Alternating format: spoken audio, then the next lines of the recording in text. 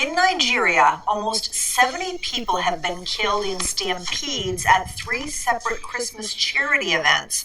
Authorities say they were caused by the crowd's lack of adherence to public safety measures, but analysts say people's desperation to survive has made crowd control impossible in the country. The economic crisis there is being blamed on the government's policies to save money and attract investors, which has pushed the inflation rate to a 28-year high of, get this, 34.6%. Right now, 63% of the nation of Nigeria is living in poverty.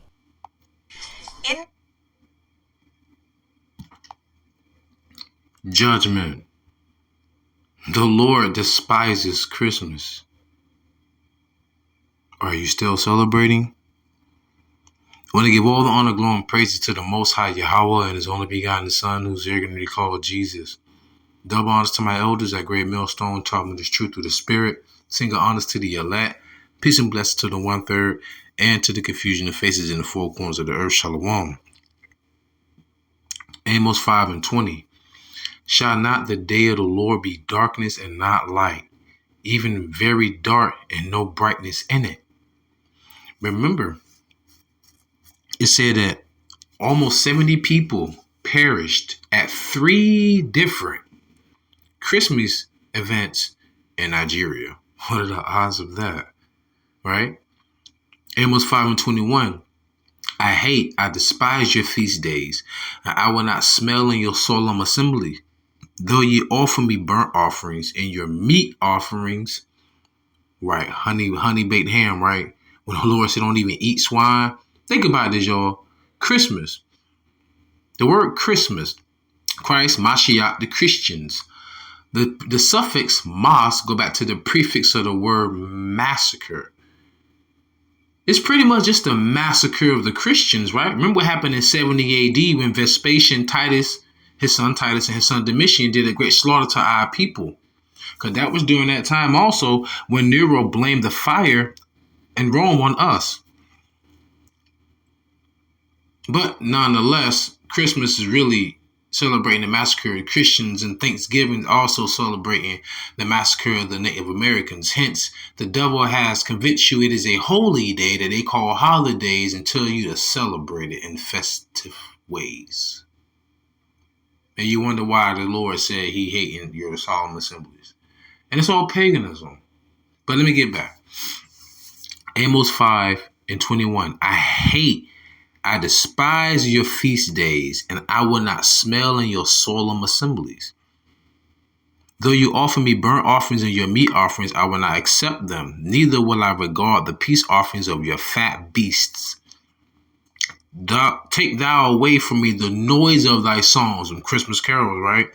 For I will not hear the melody of thy vows. But let judgment run down as waters, and righteousness as a mighty stream. So nonetheless, the Lord said, I'm not with that. I'm against that. And that's what happened. Now, I'm not going to make this long because I do want to make a video later, Lord willing, on pretty much going into the origins of Christmas. But before I even go into that, let me just bring out this precept right here that I don't understand if modern day Christians ever read it, but I'll read it for you. A satire on idolatry, Jeremiah 10:1, Salakia. Hear ye the word which the Lord speaketh unto you, O house of Israel. I am reading the left column, KJV. Thus saith the Lord, learn not the way of the heathen.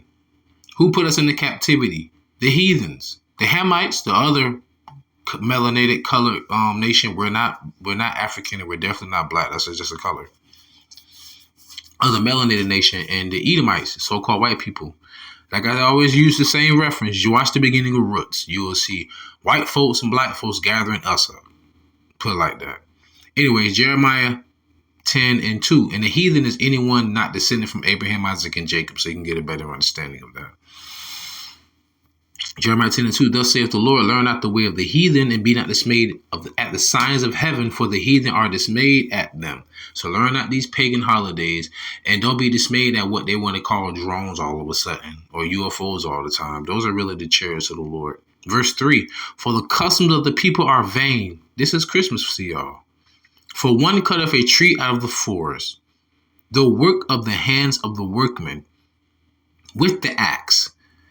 They deck it with silver and with gold. They fasten it with nails and with hammers, that it move not. They are upright as the palm tree, but speak not. They must needs be born, because they cannot go. Be not afraid of them, for they cannot do evil, neither also is it in them to do good. Period. What good is coming out of this? That fake, oh, let's help the homeless, that fake, oh, God loves you, that fake Merry Christmas, that fake BS, and y'all be right back to your wickedness on New Year's Eve. With the New Year's resolution.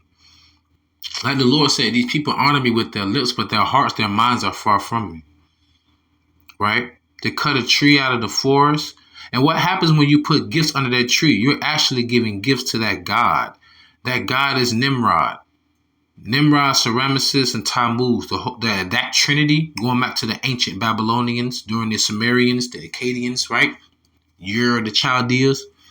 During that time, Samaria, right? Nimrod has sex with his own mother.